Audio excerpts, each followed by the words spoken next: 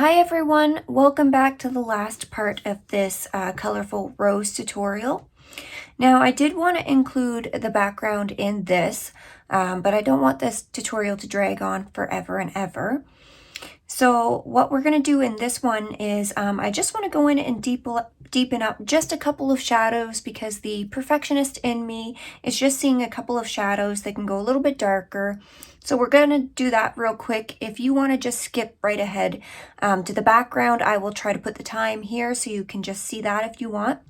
But we're just going to go in with a couple of colors, do that real quick, and then we'll put a black background in. You can, of course, use any color that you want to do the background, or you can leave it nice and white like this. That's totally up to you. But I'm going to see how it looks with a dark background, and then you can decide what you want to do.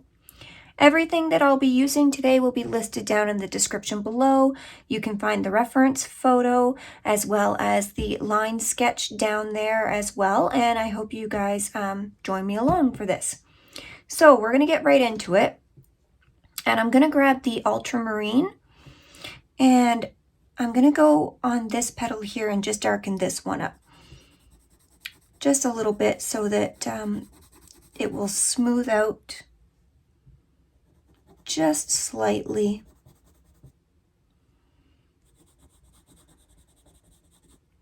Oh, and I've got my piece of glassine here and cat hair.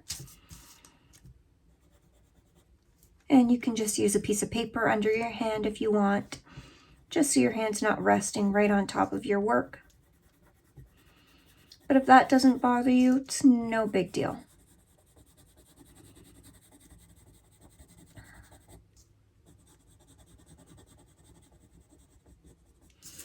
Okay, and I'm also going to take this color down in here just to brighten up this shadow a little bit, because I'm seeing a much brighter blue coming in here.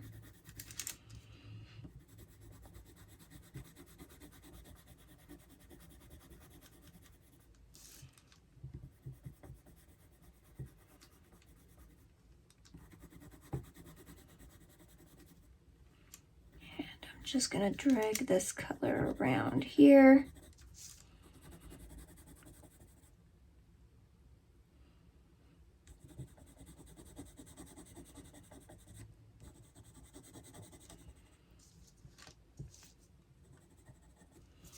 Just to down there, and as well I'm going to lay this color in here.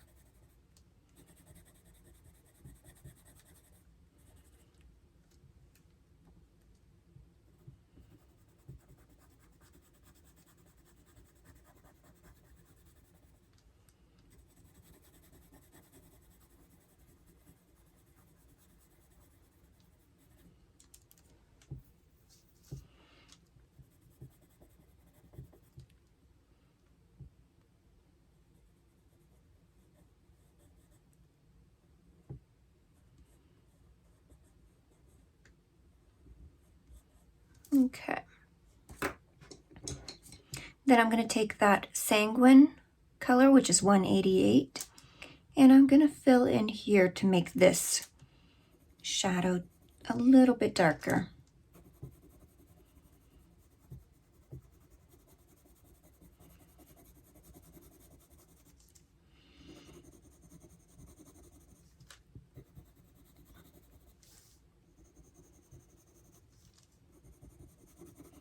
And again, with this, I'm still not pressing very hard.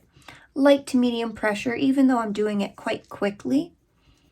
I'm not pressing overly hard. I'm just sort of letting the pencil color lay down on the paper.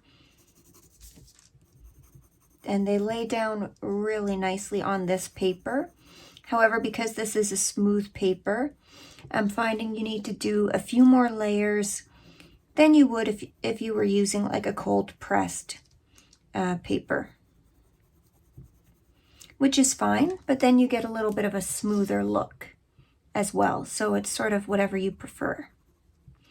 And I'm also going to take this color just under here to really intensify this shadow too.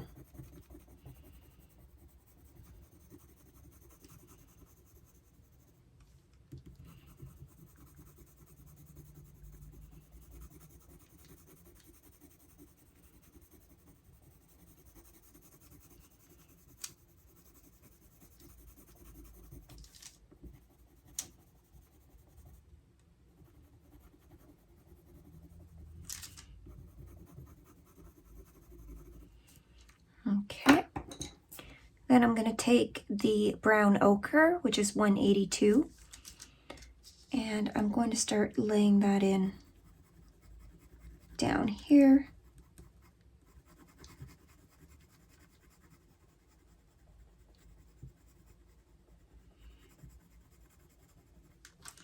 And down here as well.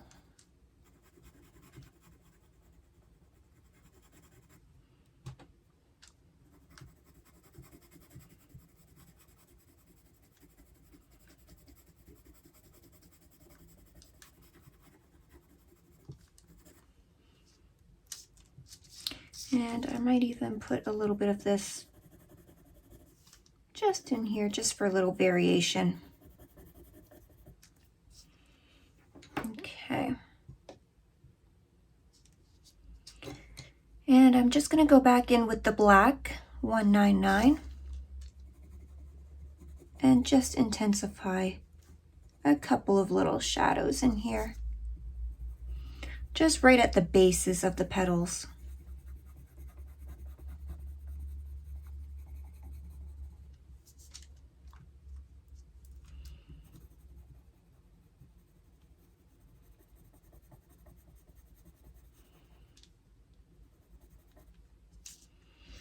And we don't have to blend everything out.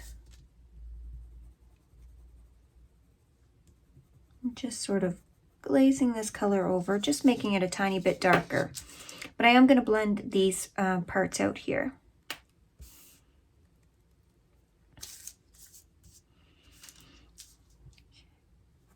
So I think I'll start with this one that we put the ultramarine on. And I'm going to get just a little bit less water on my brush.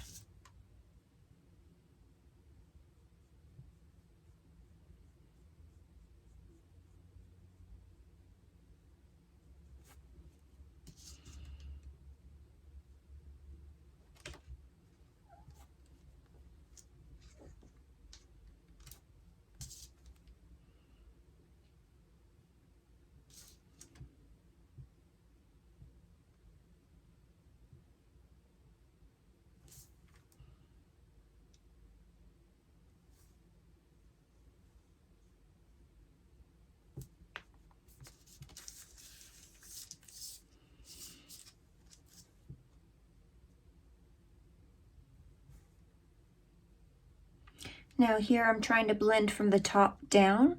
I don't want to drag that color up, but I do want to make this shadow here at the bottom nice and dark.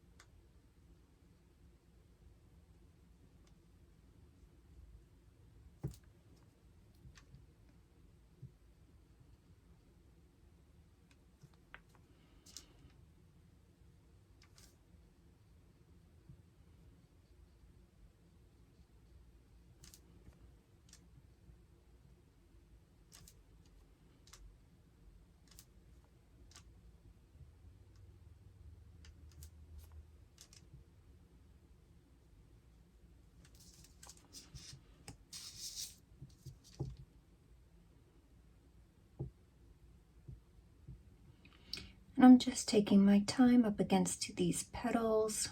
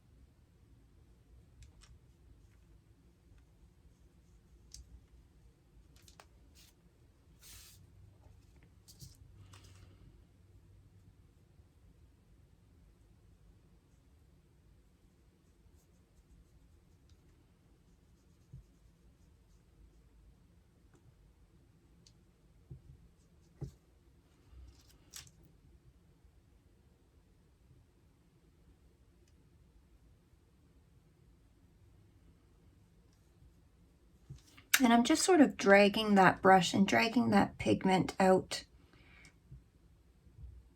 when I don't want as much there.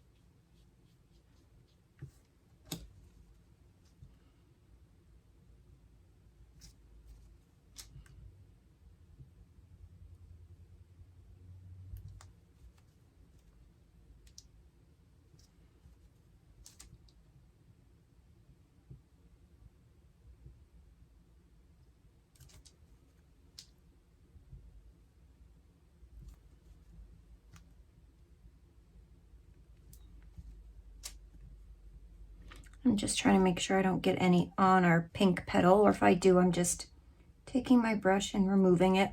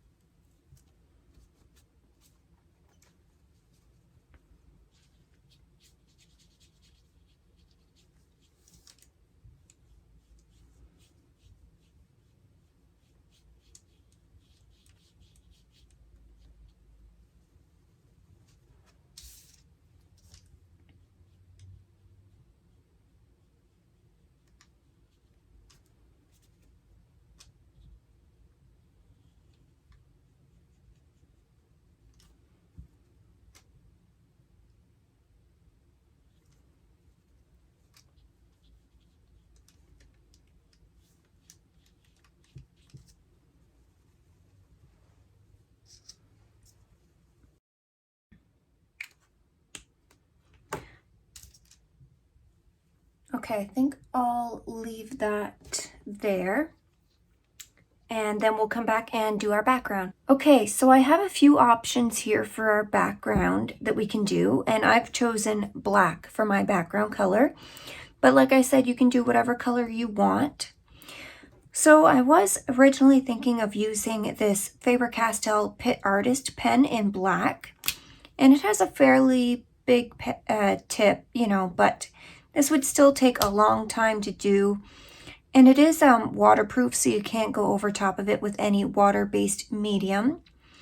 But this is a very like opaque black too, so if you want to stick with the watercolor theme, this might not be for you. And that goes also for this Copic sketch marker. So this is an alcohol-based marker and it's just in black.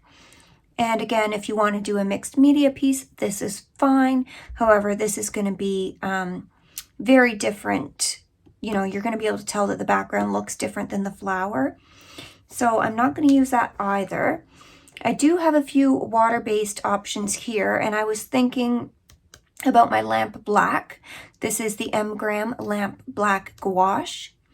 But again, this is such an opaque black that it's going to look very matte and very stark in comparison to our flower. I was thinking about using a lamp black watercolor, and you could certainly do that because that'll still give us a little bit of transparency to the background. So it would work better with our watercolor flower where we used watercolor pencils. You could, however, just go in with the Albrecht Durer black watercolor pencil. However, to cover an area like this, you're going to have to do many layers and you're going to burn through a little bit of your pencil. So that's why I've chosen not to. But if this is your only option and you want to do the black background, then you can certainly go ahead with this and follow along. You're just going to have to do maybe a couple of layers, or maybe you'll get one layer down and like how that turns out, and that's just fine. But I did find this Sharpie paint marker, and it says it is water-based. So this is black, and it's got a fairly big point. It almost looks like a Posca paint marker. But yeah, it's water-based. So you want to make sure you shake it up really good, and you're going to press your tip to get it to flow out. But I think I'm going to use this because I just want to test out and see how this goes. So at least you'll be able to watch this, see if it works out. If not, choose something else, okay? So I think I'm going to go with this one. And I'm going to put those off to the side. And I've got some options here, my water brush, or I've pulled out my Princeton Nep2 round brush. And I think I might go with this one just because I can get more water and cover a bigger surface depending how our marker is going to blend out. So we're just going to get going with this. And I do like that it has a nice tip because I can be a little precise going around the petals. But I'm going to try not to cover up too much, and I'm going to try to go from one side to the other. I'm probably going to make like our transition area here, so I'll start down here and work my way around and end there, because here's our smallest space, so I don't want to have a transition area here where I can't get it to blend out well, and it's in a bigger area. So I'm going to choose a little small space in here, so I'll start and work my way around.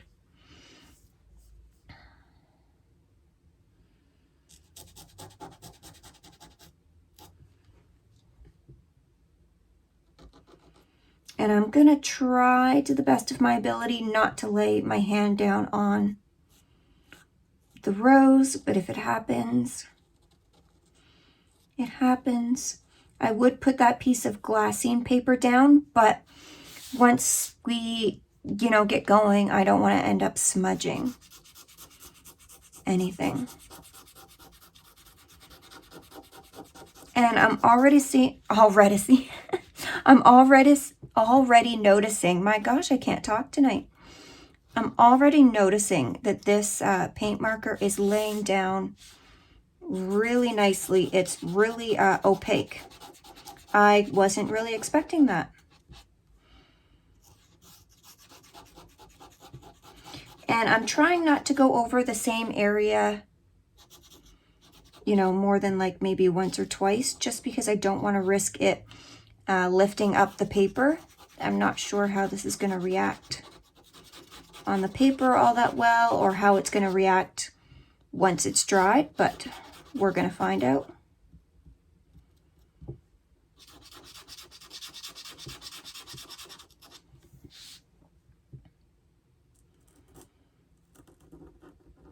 And I'm really trying to get up to those edges of the petals. But I'm not trying to do straight lines either, because our petal's kind of curved a little bit. So I'm trying to mimic those curves.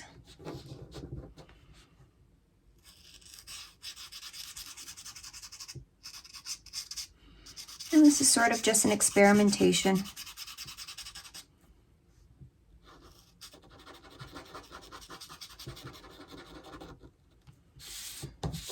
And I am going to turn this as I'm going just because I don't want to risk smudging anything, and I want to have nice clean lines around our rose.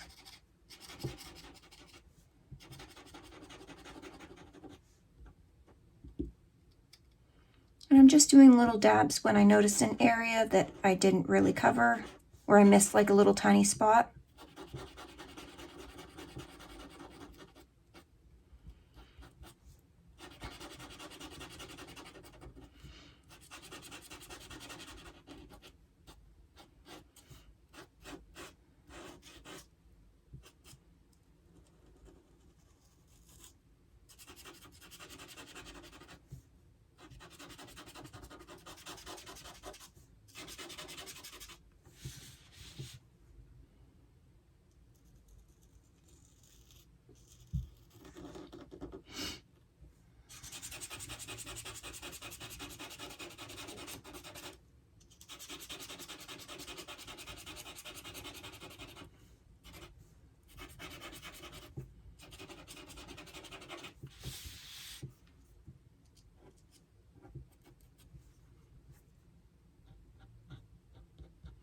I really want to make sure I get up to that tape good because I don't want any awkward spaces or anything.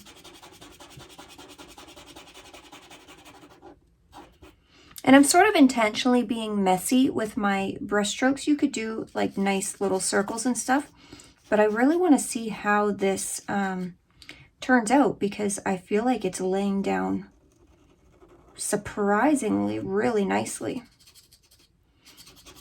And I feel like it's covering pretty good.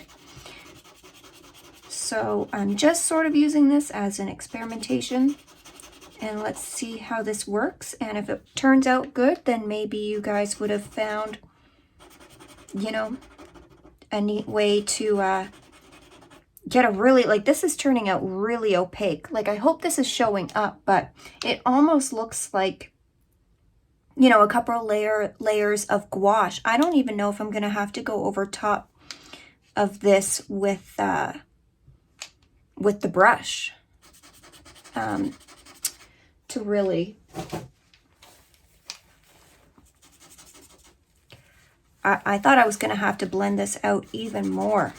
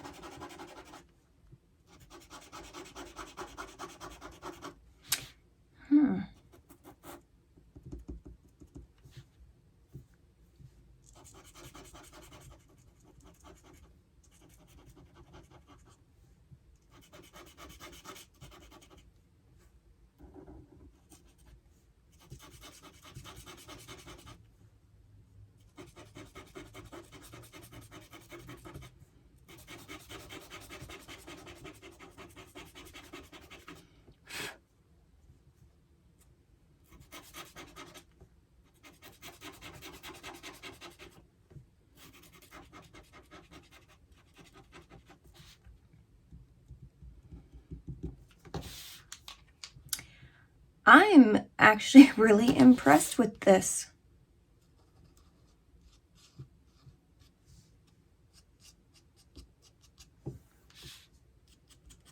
And I'm just going over top of a couple of areas where I was a little extra scratchy.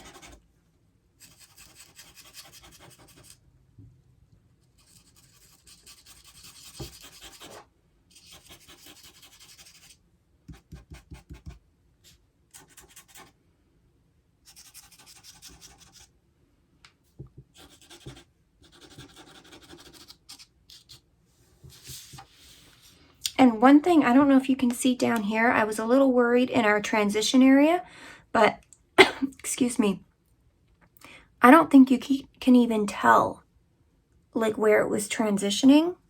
This is like matte black. This is not what I was expecting at all. Now, I am noticing that the tip of this, I don't know if you can see, but it's starting to have little pieces come off.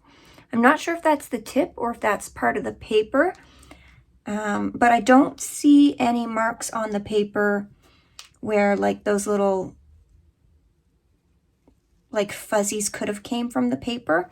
So I don't know if it's just the tip like wearing down from being scratched over and over, but that's just something to be aware. But I'm not seeing any areas where it would have damaged the paper. And I'm just going to try to get around this yellow one just a little bit closer, just to get a really nice smooth transition. And see that little tip on there is causing it to sort of drag into the yellow. There we go.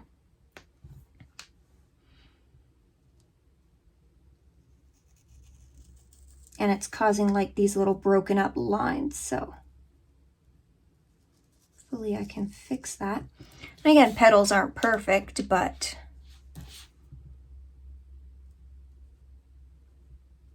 just gonna fix any spots there. Wow. Okay, I am pleasantly surprised with this Sharpie water-based marker. I was not expecting that. So it does say just make sure that you mix it well before you use it, which I mixed it up quite a bit before I started this part of the video. But I hope you guys can see that, how nice and black that is. And I'm not going to run water over top of that at all, because I kind of like how stark it is compared to the rose. And I think it's making our rose pop a little bit more. So I think I'm going to leave it at this for the tutorial. Now, if we want to sign this, let's see, is this dry yet? Yes, so I mean, you could go in with, I have a white Posca marker, I have a white gel pen, so you could go over top of the black, if you've done it in black, and sign somewhere down here. I'm going to let this dry a little bit more before I do that, just in case, but I want to give you guys some options.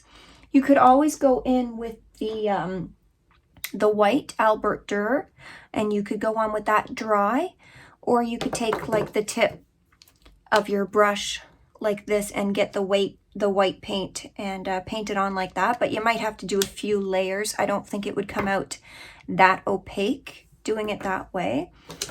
But just some ideas. Before I end this video, I figured we would do the tape first.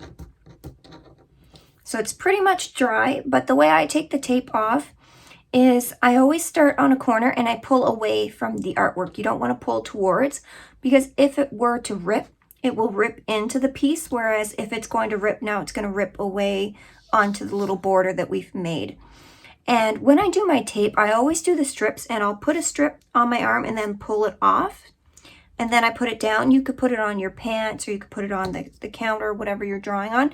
But I find that takes just enough tackiness away from the tape that I can pull it off pretty easily. And you want to go slow doing this too. But look at the nice white border that it creates, or whatever colored border it is, depending on the paper that you're using. But I do appreciate a nice border around a piece of artwork. There's just something about it.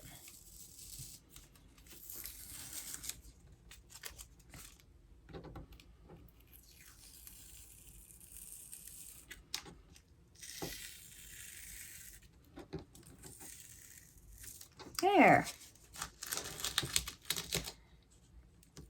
So it is curling a little bit, but once it's dry, I'm just gonna probably stack a couple of heavy books on it Hopefully it'll help flatten it out a little bit, and I would assume that's probably from the paint marker because it wasn't completely dry when I took the tape off. So I hope you guys really enjoyed this tutorial. If you did, be sure to subscribe, like the video because it does help my channel out. Leave a little comment either about this or what tutorials you want to see coming up. Hit the notification bell so you know when I'm posting my tutorials/videos. And thank you so much for watching, and as always, I will see you in the next video. Bye!